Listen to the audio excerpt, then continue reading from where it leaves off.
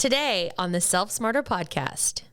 In this aware age, we, I want to be perfect in every essence, in every moment. It can really be one of those things that we're unconscious about. Yeah. And then all of a sudden we start showing up in a certain way, or the project doesn't get finished, or fill in the blank, or you're right, you touch up a photo 17 different times. And what are we doing that for? Hi, we're Danelle and Megan, the hosts of this conversation-centric podcast for leaders seeking to be better every day.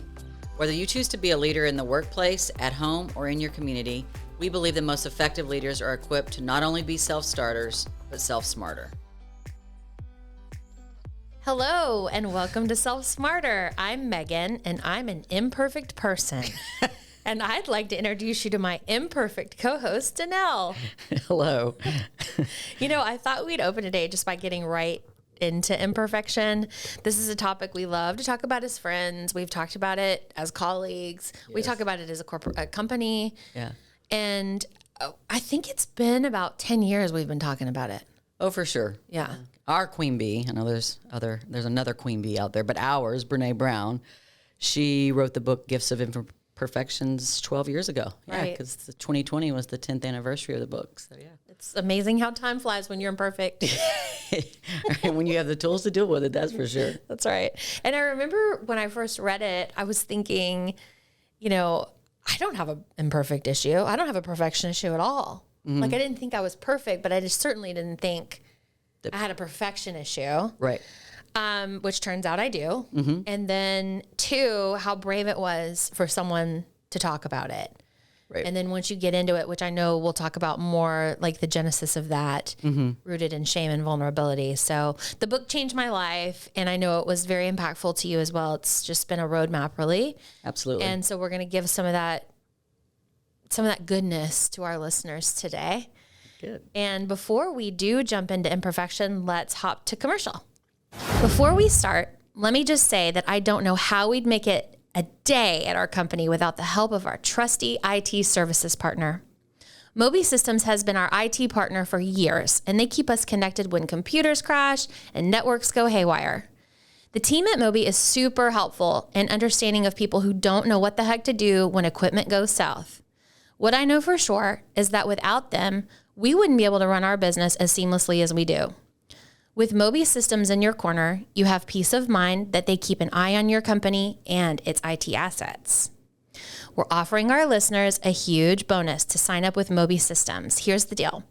Our listeners will get their first month's service absolutely free, along with additional goodies. For more information, please visit mobysystems.com. That's MOBE systems.com. And be sure to mention Self Smarter for your first month free. So, Danelle. Yes. What's the issue with perfectionism? Why is it such a problem?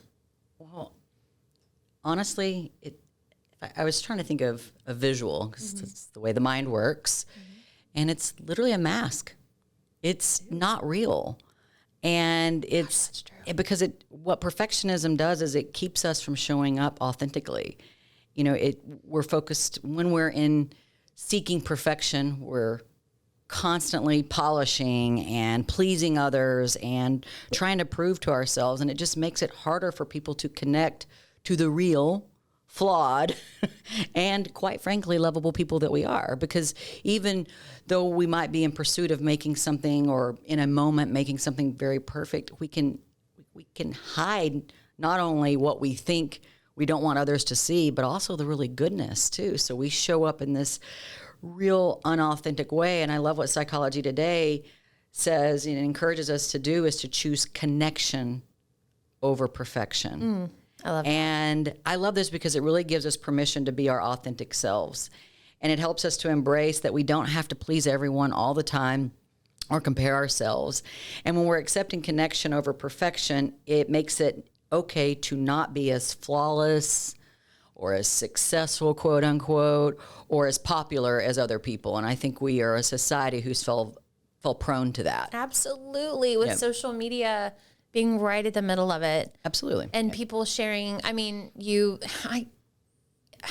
everyone falls prey to it. Mm-hmm. you can't help it. People do the touch-ups on the face pictures. You said flawless. Yeah. Love that word because that's really what it is. I don't even know that it's perfect, but it's flawless or what you deem perfect or you deem flawless. And then I have to have this perfect party or I have to have the perfect vacation. Well, no, you know what? There's not one. Right. And I think we fall into perfectionism unconsciously. I don't know that someone sits down. I mean, I think maybe a few people, there's some Enneagram types that we know that, that's some of their, major struggles. But I think in this aware age, we, I want to be perfect in every essence, in every moment. It can really be one of those things that we're unconscious about. Yeah. And then all of a sudden we start showing up in a certain way, or the project doesn't get finished, or fill in the blank, or you're right, you touch up a photo 17 different times. And what are we doing that for? Right. Why are we choosing to do that? This is my face. You're going to have to look at it. Well, and so I think it's, when it's all said and done, when we choose to let go of the perfection, it really is a form of freedom. And I think that is, and this is a subject that I think we're going to go back and forth relative, but it's mainly, go back and forth relative to the workplace and personal, but really imperfection. We're going to talk about it mostly today as just us as humans and us falling prey to this tendency that we can have. And again, some of us are more conscious about it and they realize that it's, something they're in pursuit of or something that they're trying to overcome. We're self-professed, recovering perfectionists. Yeah. And so I think what it does too is, it gives us the freedom to be ourselves and to do what is right for ourselves and to pursue interest, to follow our values and to wear whatever you want in this particular instance. Yeah. And often, sometimes just to be able to have the wherewithal to say yes to something or no to something. So I think, again, it puts us in a position to be accepting. And I think when you're in pursuit of overcoming perfection and when you're choosing imperfection, which is what we hope to really elevate today, is the choice of imperfection, you're really practicing a lot of compassion. Compassion for yourself most of the time. And quite honestly, compassion for others when you're expecting perfection in a particular interest. So it's, I think it's something worth, it's been a very significant part of our journey and continues to be. And it started with the book, The Gifts of Imperfection, which I mentioned earlier, but we're going to be talking a lot about that today. So I just want to reiterate that for those looking for source and looking for where did the heck did this come from? And that it was a life-changing book. So, and that is true for me, for sure. I want to note, because you just mentioned it's certain types of people. If we go back to the Enneagram, we know people love talking about the Enneagram. Yes. People who are ones on the Enneagram, people who have a wing one. Yes. So the 2s, the 9s, cough, cough. Cough, cough. And then we have found them to somewhat struggle with this. I have perfectionist tendencies. And in fact, the old school name of the type 1 was the perfectionist. Correct. And they changed it to the reformer. Right. And because there is such a negative connotation with perfectionism, but ones on the Enneagram certainly struggle. And like you said, those who have a one wing, well, guess what? So do 7s, because Enneagram 7, we go to 1 in stress. And so when I found myself in moments of being stressful or unhealthy, I can easily tend to expect perfection in myself.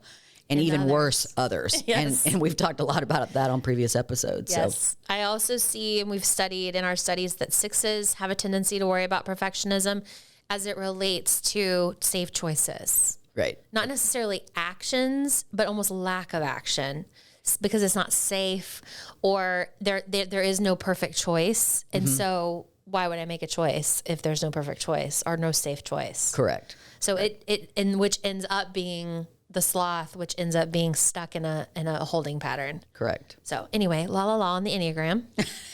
So tell us a little bit more about this book. Yeah. So like I said earlier, the book is, it was the groundbreaking book. So if you know anything about Brené's past, she's spent 25 plus years studying vulnerability and shame. And Brené's break into mainstream came through the famous TED Talk. It's one of the top watched TED Talks of all time. Just Google it. Oh, we'll put it in the show notes as well. Yes. And then The Gifts of Imperfections, I think there's a book that precedes this, but the one that really put her on the map was The Gifts of Imperfection.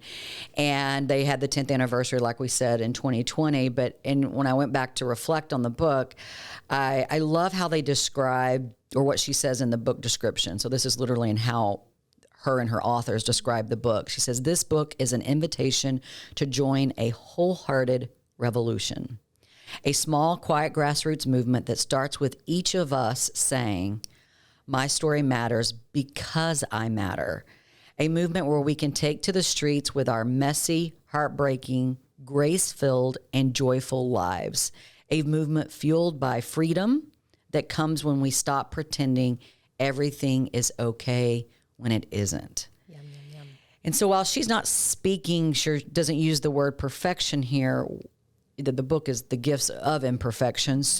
But what she's talking about is encouraging us in this book and in this teaching is to show up as our true selves, that it's okay to show up and admit that we don't have it all together all the time, or admit, particularly in the workplace, when we don't know an answer to a question, or to know it all every step of along the way. And so, again, she was called to write this because as she studied shame and vulnerability, she started to see in that study that we were suffering from perfectionism, this unrealistic expectation that we put on ourselves, and then easily when we're in that headspace, we can expect it of others. And obviously we paid attention because you were reading this book pretty much on a personal level. I was. Yes. And then you shared it with me. And then that's when the catalyst for our work, when we started to realize that you and I were wanting to work on our personal, yes. We were in the midst of being on personal journeys together, but then that's when we started to realize that we had a problems inside of our culture, of our company, and which is really the genesis of us sharing that entire journey and the journey that we continue to be on. That's why the genesis for the Self Smarter podcast. And so I think it's interesting. And Forbes named the book, The Gifts of Imperfections, as being one of the 5 books that will actually change your outlook on life. So they had a list of these 5 books, and, like her books, and one, I think the reason we resonate is they're chock full of stories that we can see ourselves in. She's an incredible, I think she's one of our greatest storytellers of all times. Agreed. And because of that, her teachings are so relatable. Mm-hmm. And I think that's why we fell in love with this book. And so I also, again, would encourage our listeners to listen to the TED Talk. And, what we learned from Brene about imperfection is it gives us this emotional release that we need, again, using the word freedom and the permission to be ourselves. And I don't know that we have to be conscious in order to do that. I think you have to catch yourself in moments and saying, wait a minute, what's slowing me down here? Or where's the frustration coming in? What am I in pursuit of? Is what I'm in pursuit of actually possible? And so I think, again, the antidote to perfectionism is to accept imperfection, but to also be in the practice of being aware when it's happening. Right. And I think that was something that we had to get better at. And that's why we're bringing in, we're going to talk through Brene's 10 guideposts on how to, know or to avoid perfectionism, is because it's one of those things that you kind of need to be reminded of on a regular basis. Yes, which I was going to say before you get into the guideposts, which I know you're going to do next, is to say, listen, you may have read this book, y'all listening. I mean, you may have read this book. I read this book, Danelle read this book. It's just been a minute. And so for me and for Danelle in preparing for this episode, I mean, would you say this is true? I was refreshed again to be like, oh yeah. Yeah, I needed a reminder of a lot of these things. Yes, a reminder, and it's just so healthy. Yes. So why don't you tell us a little bit about those guideposts? Yeah, so there's a lot in the book, and then I don't want to reveal. I don't want to read the book to you all because I really think it's it's an incredible resource. But what she puts in there is she calls them the 10 guideposts for living an imperfect, wholehearted life. And again, what she teaches us is that when we are leaning into imperfection, that we're living more free and wholeheartedness. So that is really what she's aspiring, wants from us, and quite frankly for herself, because she talks about that a lot too, is that this frees us up to be the truest version of ourselves. And I think what she's trying to correct in society today through her study, Brene does not think that she's correcting it herself through her work, but her work is to help us correct the societal circumstance we've kind of gotten into with perfection. And so, yes, personality plays into it, obviously how you're raised. There's a lot that plays into our issues with perfectionism. But at the end of the day, we can all fall prey in moments to perfectionism. And so I think that's what these 10 guideposts are, so simplistic. So easy. And just a good reminder. So I'll just go through the list and then, we can talk through it. But number 1, be authentic. And this means having the courage to show up all of as your true self all of the time in the world, including your imperfections. So being authentic, we don't allow ourselves that when everything has to be just so. You mentioned the dinner party. I've thrown countless of dinner parties, and I know that pressure I would put on myself. Yes. When all I had to do was, I probably could have done a little bit less. Yes. But the pressure I would put on myself is everything had to be just so, because that was, in my mind, the gift that I was giving. Correct. And through the years, I learned to relax a little bit and to be less, no one was setting those expectations other than myself. People were just expecting to come to my house and get fed and, have a laugh or two. Well, that I was taking it a little bit too far. And so I wasn't showing up as my authentic self, because you might show up at my house, I might have carrying some stress. And instead of saying, what, the bread kind of sucks tonight, we're going to put that over there or whatever, not admitting it, just never even talking about bread being on the menu and saying, well, we were going to have bread, but the bread didn't turn out. So I think, again, being authentic requires us to bring all of ourselves to the table. Number 2 is combat perfectionism. Obviously, we have to combat the problem and the expectations that are set that are unmeetable. And nobody is perfect, and nobody can hide their imperfections from the world forever. I mean, you can try, but it's going to manifest itself at some point into something physically or emotionally not debilitating. Good. Yeah, yes. And it's going to affect your relationships in the workplace, outside of the workplace. And your health. Yeah, and ultimately your health.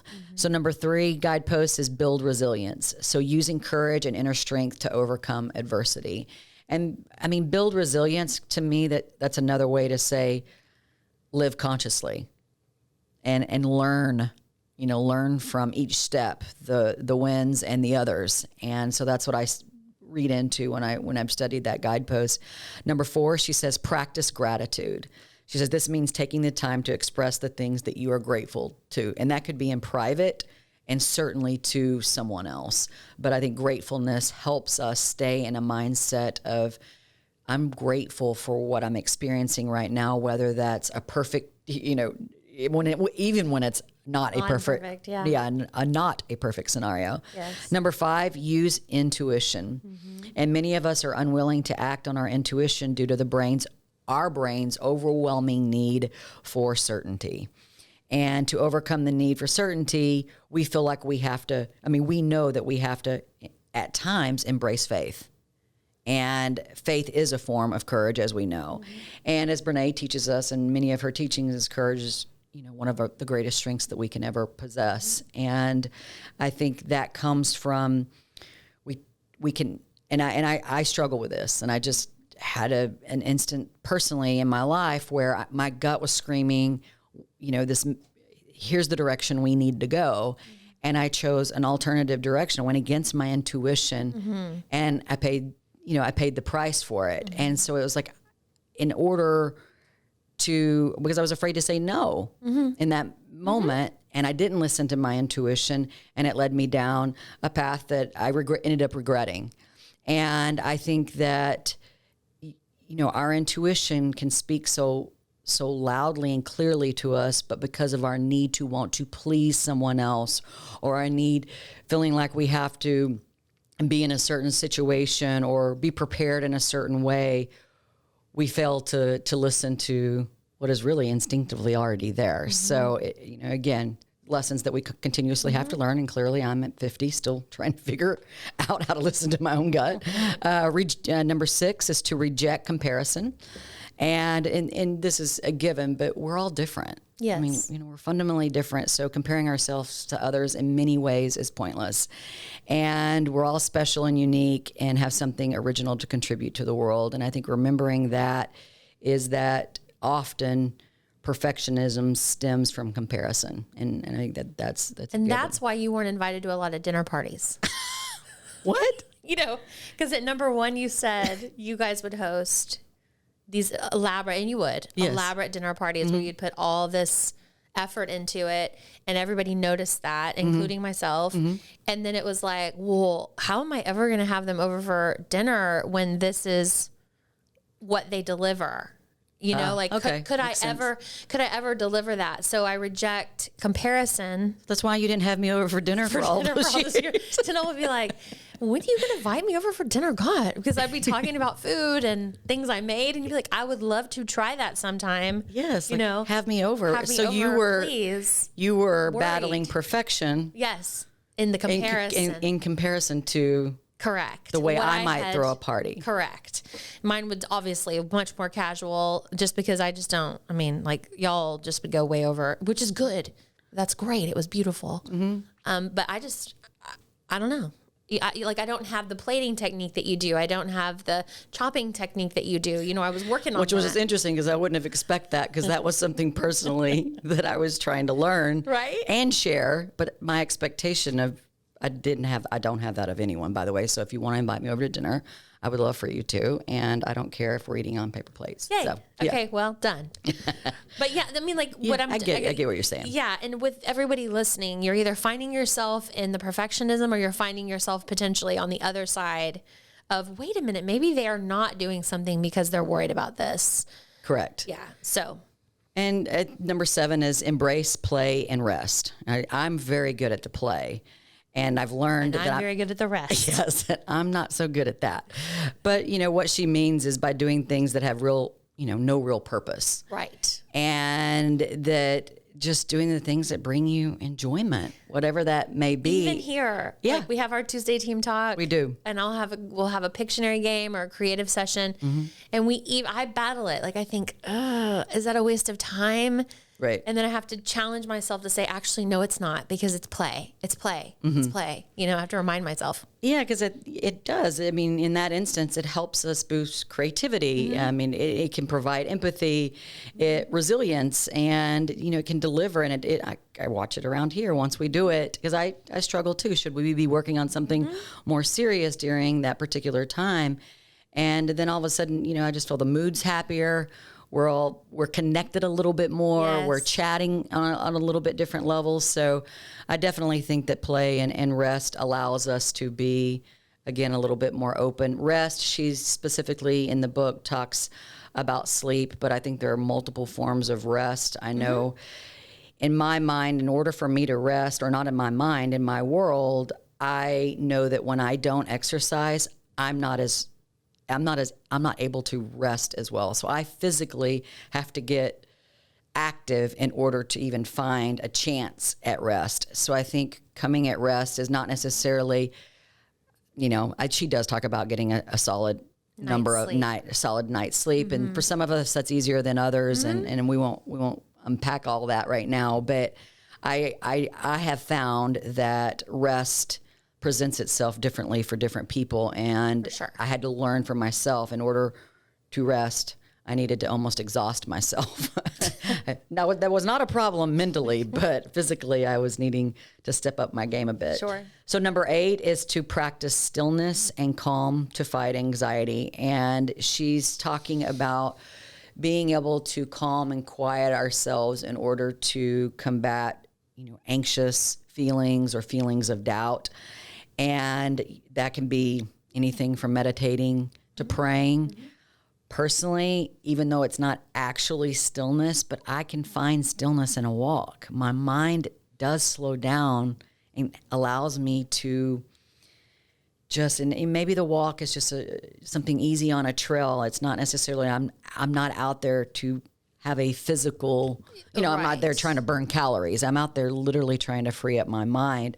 But she's a big proponent of meditation and finding ways. There's so many incredible apps out there, and what they'll, in my early stages of learning how to meditate, that's something I'm trying to learn, is I've accepted my imperfection, because you have this idea in mind of meditating, someone sitting on a pillow and hands are in the air. Doesn't have to look like that. No. Yeah. And there's so many forms of meditation that you can cater to what you enjoy. You can, and I enjoy walking. So there's this whole app out there where it's just walking meditations, and it's allowing your mind to go places, but then to come back to center. And so anyway, I'm learning a lot about meditation, and maybe we'll do an episode on that at some point, have somebody in here that can really guide us. But as an extrovert, this one's hard. This one was hard for me to swallow then, and it's something I have to focus on now as an extrovert, because I think you and I both are like this. We're very extroverted, meaning we receive energy and we are at our best when we have energy from others. Correct. However, when the introversion strikes, it strikes hard. It does. Like, need to be alone, need to have the door closed, or, on a walk by myself with headphones and someone talking to me through an exercise or a practice, a breathing practice or something. But this is something I had to learn from reading this book. Couldn't have figured it out by myself. Yep. And then once I was aware of it, I could start to feel the anxiety or the whatever was different coming up. And I'd be like, maybe if I just spend, whatever it is for you, it's going to be different for everybody. But for me, it was about 5 to 10 minutes just in complete and utter silence. Correct. And I think what she's not even thinking. But I think the reason why she's introducing this as a guidepost to fighting perfectionism is because sometimes we need to recenter. And in order to get the anxious thoughts out of our head, whatever that might be, I'm beating this project, or back to the dinner party. Damn dinner parties. To calm down and really be able to put yourself in a mindset of, who am I doing this for? Right. Where is the stress coming from? This is almost like a primer. We must prime ourselves by embracing play and rest. So number 7, and then this number 8, which is practice stillness and calm, to fight the anxiety that can precede us falling into the trap of perfectionism. Yes. And then number 9, she says, use your gifts and talents. So she's saying when we fail to use our true gifts and talents, it can harm our emotional state. Like when we're keeping ourselves from doing that thing that we love to do. I mean, you love to write. If I'm not cooking for you or writing. Writing. Yeah. Yep. If I'm not doing either of those things, I'm holding that back from the world and myself. And then I'm worrying about it. And I'm thinking to myself, I got to get this out. Like with the writing, that's how it is. With the not having you over for dinner, it's, I have this thing that I've been practicing and I can share with her, and she's probably going to enjoy it. Yes, I have. And so will her family, and so will my family. And, and so why wouldn't I share that? It doesn't have to be perfect. So that's how I see that. Because over time, if I don't lean into that opportunity, it's going to make me resent myself. It's going to make me wonder, question myself and my ability to juggle anxiety and perfectionism. I can see how that could turn into a snowball effect. Right. And I think too, I'll be honest with you, I didn't relate to this one as much on gifts and talents. And I mean, I get it. But I felt like when I read that, I was like, oh, I am sharing my talents with the world. I started a company so that I could do the thing that I knew I was good at and invite others who were good at that as well. And that we could do and leave a positive footprint on society by doing the work that we're doing here. And so, but now I'm starting to realize, and actually just finished, I listened to the book versus read it, but the book called Big Magic by Elizabeth Gilbert. And what she's talking about is the ability for us to be our most creative selves. And listening to that book and going back and preparing for this episode, I looked at that number 9 and I was like, use your gifts and talents. And I started to think about it in a different way. By the way, I highly recommend, I think we should actually maybe do a podcast on that particular, definitely on creativity. But that book has really inspired me to think about creative channeling in a different way. And I think that's because of the season of life that I'm in, certainly as I look at, Danelle 2.0 post running the business every day, now that you're leading the company. And it's opened my mind to it. So it was good to revisit number 9 again, use your gifts and talents, because I'm able to think about it a little bit differently. And 10 is probably my favorite of all, which is laugh, sing, and dance. And I mean, sorry, like those. I was happy to know that that was one of the guideposts when we read this book. And I think, thinking about it, and it's interesting, and I know that we're going to be talking a lot more about this, but I am recently re-entered therapy, and one of my first homework projects literally was to watch 10 minutes of comedy every day. Like she encouraged me to watch comedians, like basically laugh your ass off is what was my homework. I love it. And I was like, well, gosh, I mean, I feel like I'm laughing, I mean, and she goes, no, it's not about that. It's like a release. And what she's saying is, and Brene talks about this in the book, is allowing ourselves to feel elation. Mm-hmm.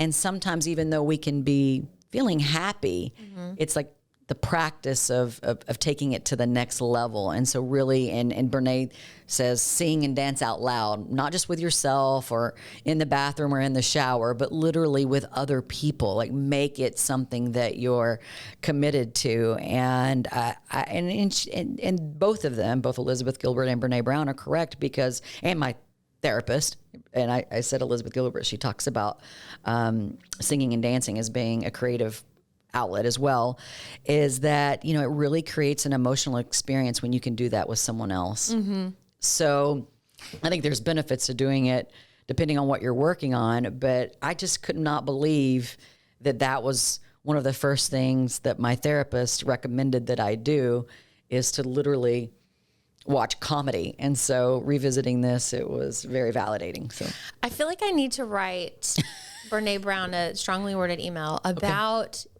the dancing and singing every day, because sometimes I will do this and I'm wanting to do it in the morning when I'm dropping off my 15-year-old teenage son to high school, and he just doesn't want to get down with it. Like he gets upset if I get out of the car in the carpool lane and I just start dancing. I don't know why. Well, I don't know that you need to be writing Brene about that, because funny. I might be having an issue if I were your teenage child too. I think maybe you should save that until you get to the office. Maybe. But they just think I do it anyway. I do it, and everybody's like, okay, it's just another thing that Megan's going to do.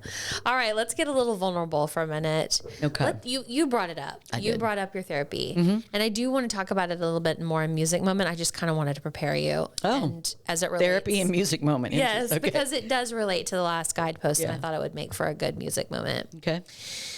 You really are, again, like I said, for people who are listening to this or who have already read the book, or even if you haven't read the book, this is all just such good meat to remember when you're thinking about yourself and you're thinking about navigating your daily life as a leader, or you're navigating your daily life, professionally, personally, it doesn't matter. But this stuff is just so, like Danelle said, it's easy in terms of application. Sure. The hard part is being in awareness. That's it. That's the hardest part. How am I feeling? Why am I feeling this way? Is this perfectionism, or is this something else? Right. Because we're certainly not suggesting everything is about perfectionism, but if you are living your life in more awareness, which is why we talk about these things on Self Smarter, then you are more aware when perfectionism striking. Right. In any given moment. And I think one thing that I want to make sure that we talk through too before we transition is that, listen, I I could easily have argued back in the day that I wasn't seeking perfectionism in certain moments, that I just expect good quality, that I want to be a high achiever. I wanted that for this company. I wanted it for myself. And so, but where I was falling a bit short in terms of the awareness is when it was negatively impacting me or others. Okay. So that could be my insistence on things, just we got to hone this and hone this and hone this and hone this. And maybe we would be late shipping something, to a client because it had to be absolutely perfect versus, hey, here's draft 1. Take a look at this, see where we have gotten, and then let's move it on from there. But I remember having this imposter feeling of, if we don't deliver the final art piece, or the final piece of work or the brand or the logo or whatever we were working on the first time, then they're going to think less of us. That's right. And I remember feeling that way when we didn't have the 18 plus years that we have now, when we didn't have the war chest of performance. And I think we can do that personally as well. And so listen, searching for, or expecting quality or high performance, we need to understand the difference between that and perfectionism. And that's what these guideposts can kind of help us, navigate from, turning our desire for something to be really good and meaningful into falling into a trap of perfectionism where we're really overstepping a line that puts ourselves and quite frankly others in not a healthy situation. And again, I think it's a practice of self-awareness, but it's also, surrounding yourselves with people who you are able to share that this is something you're working on. And we talk about it openly. So in a recent team talk, I know that we were talking about the Enneagram numbers, and I'll say, we have 2 very strong Enneagram 1s on our team with Jordan and Marcy, and they're the first to say, you'll hear them verbalize, in moments when I'm fighting perfection, or they just own it. Maybe they don't use those exact words, but they own that about themselves. I certainly have several people in my life that can point out when I'm going to stress because it's very evident that my expectations, and I think one of the words that y'all would use when I was really doing this a lot was the nitpicking. I could be very nitpicky about certain things. And I mean, I'm sure my daughter could tell you too, like the room being cleaned and certain things. Well, to what point does the room need to be tidied up? And we used to fight about the bed making all of the time. We know, it's written in Atomic Habits. There's a lot of great things from just making your bed every day. But what I had to learn is making your bed, pulling up the covers, or is it putting the 15 pillows on it? Like, when's the bed made? Yes. And what I learned to accept, and this is something that Mackie and I worked on together as mother and daughter when she was living at home, is sometimes just pulling up the bed and organizing the sleeping pillows and not the decorative pillows. That's enough to make you gain from having a healthy habit and setting your conditions up to be inviting. Yes. And that's what bed making does. You can read about it again. We also probably need to cover the book Atomic Habits. It was really big for our organization when we studied his work. And then also, but at what point does it become perfection? And for Mackie and I, we learned it was the pillows. The expectation of the pillows and everything in the room being in a certain order and place.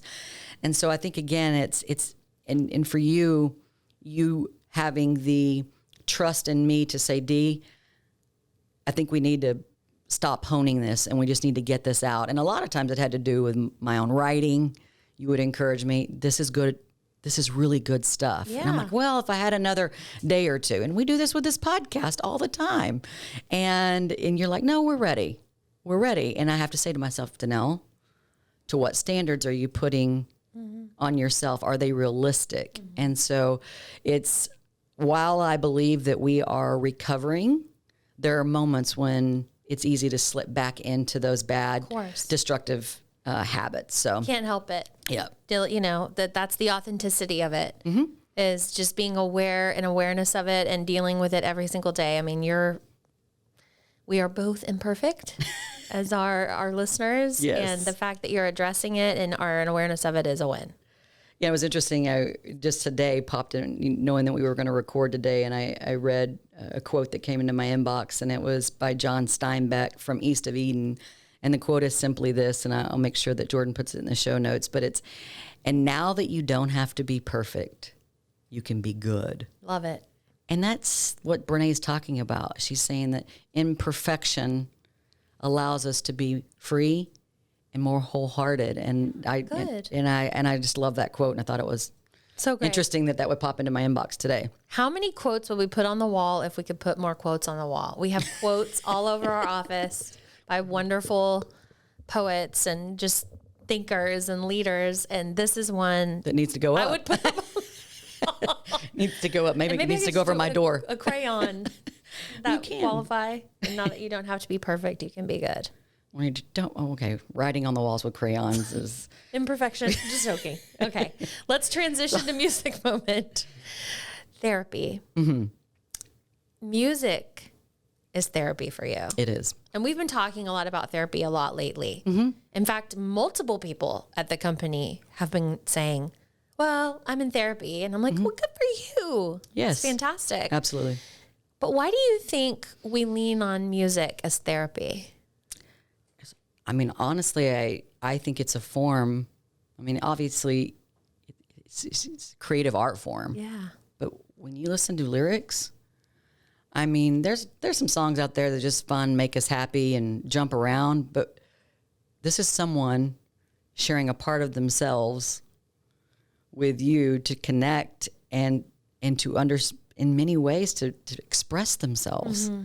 So I think people go to therapy for a lot of reasons. I know for me, therapy is so that I can understand my emotions more. Mm-hmm. And, I am someone who's been a student of emotions and how I'm wired and self-knowledge and self-awareness. But at the same time, we go through different chapters and seasons in our lives. And I was, as I mentioned earlier, I was happy on my very first, it's been a couple of years since I've been in therapy, and to re-enter therapy in my first homework assignment to include watching comedy. But then the other was to lean in to music. Yes. And she gave me some very specific, action items for what she wanted me to do with music, knowing that was a big part of my life. But when you really start to think about someone expressing themselves and they're sharing their emotion, and I just think the previous episode before this, or maybe it's two before, but when we talked about imposter syndrome, and when Paul McCartney admitted to feeling like an imposter after all of these years and all of those accomplishments, and what I'm dealing with now in my life in this chapter of so much significant change, is that music can be helpful to me in a way that I can sometimes take for granted. So I was really inspired to think, music is a significant form of therapeutic, it's a therapeutic tool for us. Now, depending on what you're feeling, you might want to stay away from a few songs. Well, it's validating. It is. I think, you can feel less alone. Yes, because the artist has felt this and can touch the words that like rip out your soul in some instances, good, bad, or ugly. But recently, I know you like to, you and my friend Summer, our friend Summer, like to laugh at me because I'm not new to Spotify, but I guess I just downplay the amazing how smart it is. How smart it is. The algorithm. And so this has nothing to do, what this has to do with is in terms of therapy, I didn't know there were playlists out there that were like having a bad day or having an awesome day. Yes. Moods. And I was going to mention that too, is that is part of it. What's the magic of music today is, when we were growing up or when we were in the, even 10 years ago, we were relegated to listen to what radio at one decided that we could hear. And then as streaming and, then we started to have music where we could put together easily. You and I are from the days where we used to make our own cassette tapes, but we're not going to. And then CDs.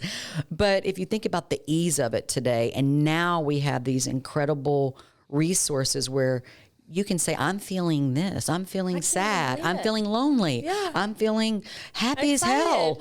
And there's a playlist that's out there, and then you can start to easily curate your own. And to me, that's the therapy of it, is saying, I'm feeling this way. I'm going to find music that can help elevate that, if it's a good feeling, or it in a way can say, I want to feel what someone else is feeling also in this moment of, again, you fill in the blank, but sadness is just an easy one because there's a lot of sad ass music out there. But if you're feeling that, and so that's what, when my therapist learned that music was a central part of my, like how I connect with people and myself, that she was like, it's one of the greatest forms of therapy we can have. And so then revisiting Brené's guidepost on imperfection and remembering that the 10th one is to listen, dance, and play music, it all tied in for me. I was like, what an incredible reminder at this time when I could have easily walked out of therapy and go, duh, music. But the way that I'm going to be listening to it going forward is going to be just slightly different in a way that's going to help me navigate my emotions. Awesome. Yeah. So those of you who are in therapy or not, we'd love to hear your thoughts on music and how it helps you with therapy and grappling with your emotions, happy, sad, whatever you're feeling. What's your favorite playlist? What's your favorite song? Tell us about it. All right. Danelle mentioned it earlier. We're going to have some links and information for you in the show notes on our website. So please feel free to visit there. And then we will see you next week. Until then, we send you into the week with grateful hearts. Have a great one, everyone. As always, you can connect with us on Instagram and Facebook at Self Smarter Podcasts. You can also leave a rating or review if you enjoyed what you heard today. Not only does this mean so much to us, but it also helps other leaders and future leaders find our community. Thank you for taking time out of your day to join us in becoming self-smarter. This podcast is produced by Snacks Media, and music is from a free platform. Well, that is until Brandi Carlisle reaches out to us to write the original score for our podcast. Friends, have a great rest of your day.